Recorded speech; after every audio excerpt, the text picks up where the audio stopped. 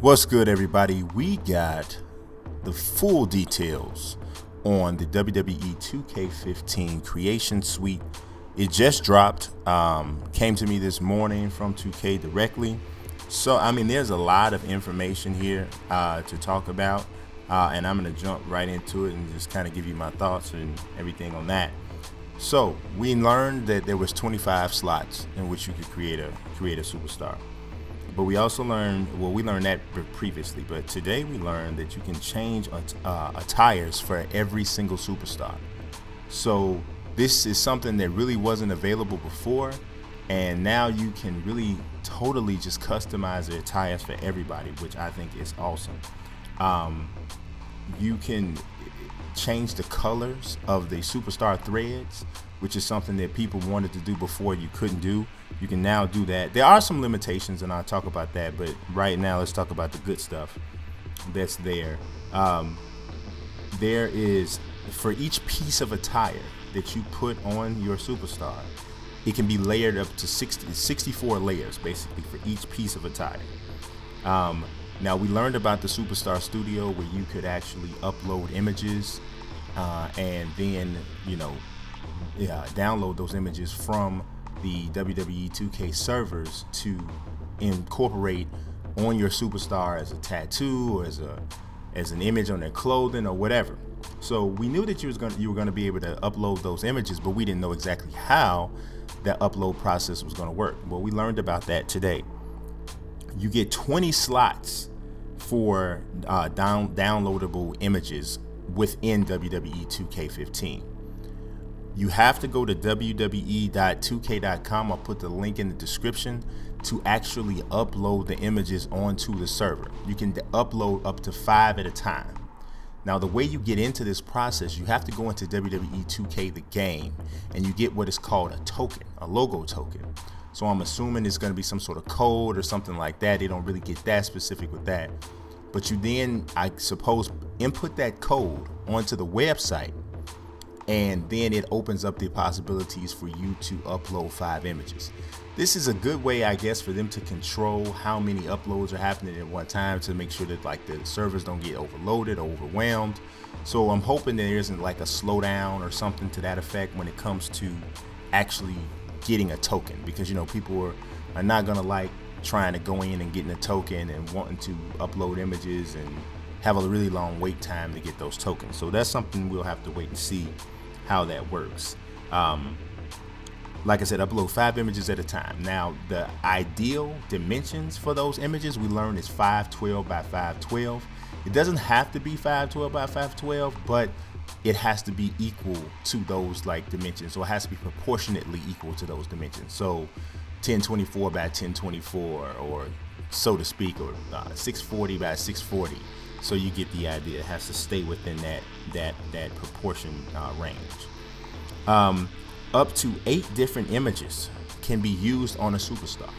And you see some of the images here. You see how people have, they've already altered and changed and updated the attires for Seth Rollins and Dean Ambrose, which is something a lot of people are going to really want to do, because the attires change all the time. It's kind of impossible for, I won't say it's impossible, but it'd be very difficult for people to keep up, or the WWE or 2K to keep up with how everything is changing with guys' attires and stuff. So, and then, if you want to be able to just kind of customize and change some stuff up that's not actually happening in real life, you can do that too. But you can upload up to 8 different images to be used on a superstar. Those images can be used as many times as you want. So that right there is awesome. So you can, if you just want to lace a guy with whatever the image is that you have or that you're using, you can do that. Now, one of the questions that I had was, how would they handle people using offensive images? Somebody want to put up a sexual organ, or a racially insensitive or racially negative or nasty phrase, or people just want to be how people are, just ridiculous and ignorant at times. So how would they handle that type of thing? Well, they're going to have a monitor of someone who's actually there monitoring the type of images that are uploaded, and then also they're putting it on the community to say, if you see something that you find offensive, report it, and then that thing will be investigated. I mean, somebody, you're a Packers fan and you hate the Bears, somebody puts a Bears logo on the shirt. I find that offensive. No, that's probably not going to get pulled. But if you say something that you pretty much know you shouldn't be saying, hopefully that's the kind of stuff that will get pulled. So I'm hoping that particular part of the process works well, because you don't want to have somebody.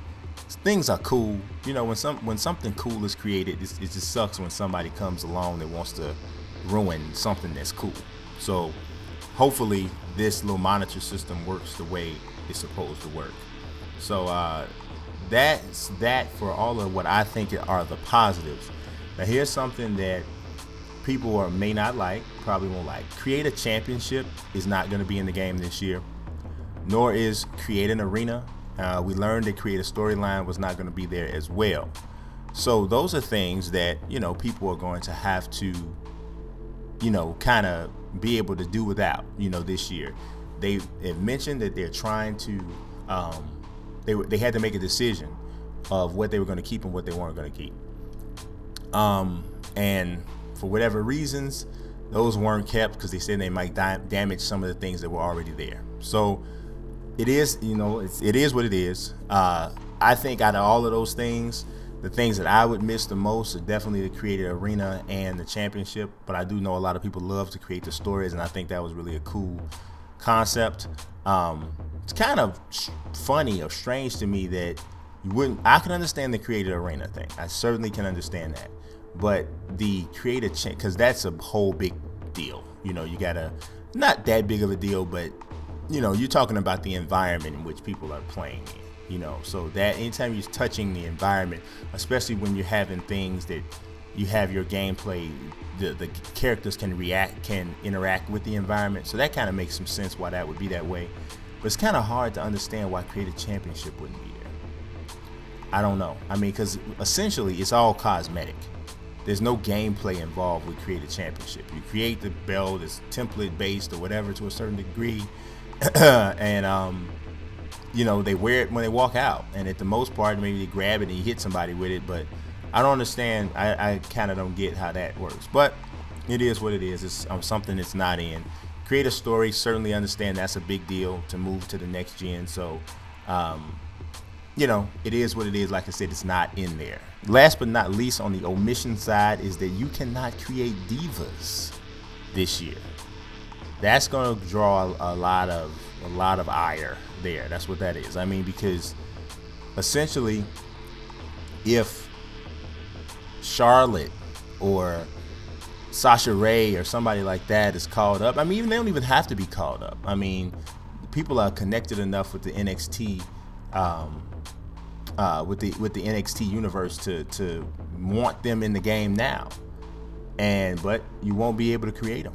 So that's something. That's really, and I kind of can understand to a certain degree, because dealing with the female models is a little bit, probably a little bit different in regards to the whole character creation thing. But I don't know. I mean, obviously everybody knows we'd be lying to ourselves if we talk like the Divas division was as big a deal with WWE as the super regular, as the male superstars. It's not the case, but that seems to be a relatively big omission. But overall, I think that the Creation Suite, considering the fact that it only has 24 slots, which I think is the biggest drawback, but considering everything else that's there, I'm really excited about the opportunities. Wish you could do more than 25 people. Would like to be able to create a stadium. I would.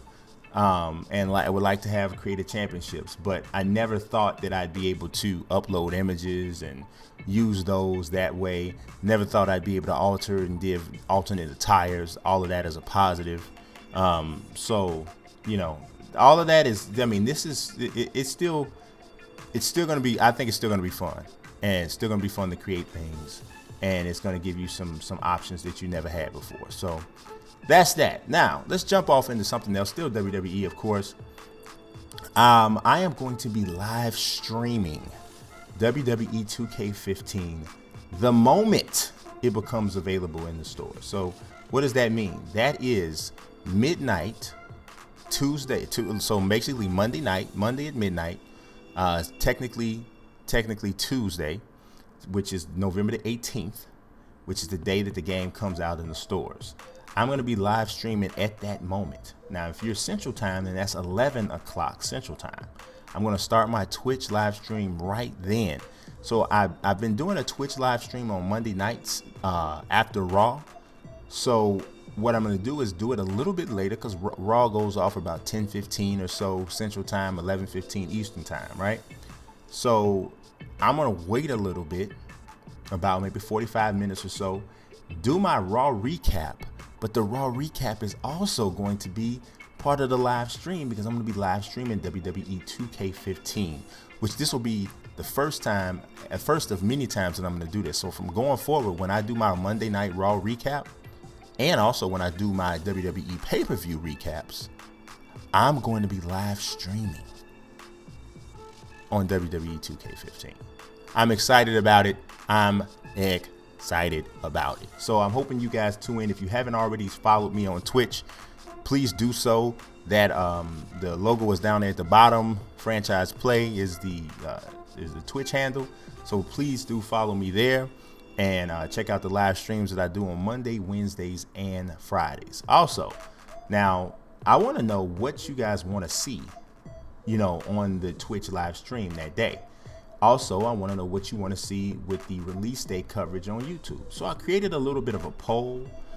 You'll see the options on the screen right there. Tell me in this poll. You can't click the screen. If you just click the screen, I'm not gonna laugh at you that loud. But you can't click the screen. So I want you to go into the description, click that link. It's a link in the description. I know a lot of people do not ever look at the description, but please look at the description. There is a link in there to the poll. Please just click on the poll of what you want to see, and I'm gonna show everything at some point and through the stream or whatever. But what the poll is telling me is how to slant the coverage. So if somebody says they want to see mostly my career and that sort of thing, then if that's the one that wins out the most, then I'll have the largest percentage of the time that I spend on the live stream done on that. The second thing, we'll have the second most time spent on the live stream, and so on and so on and so on. So please take the time, a few quick seconds to click on the poll and let me know what you want to see, and I will do my best to bring that to you. That'll do it for this relatively long WWE 2K15 news update. I appreciate y'all watching. Follow, subscribe. Peace.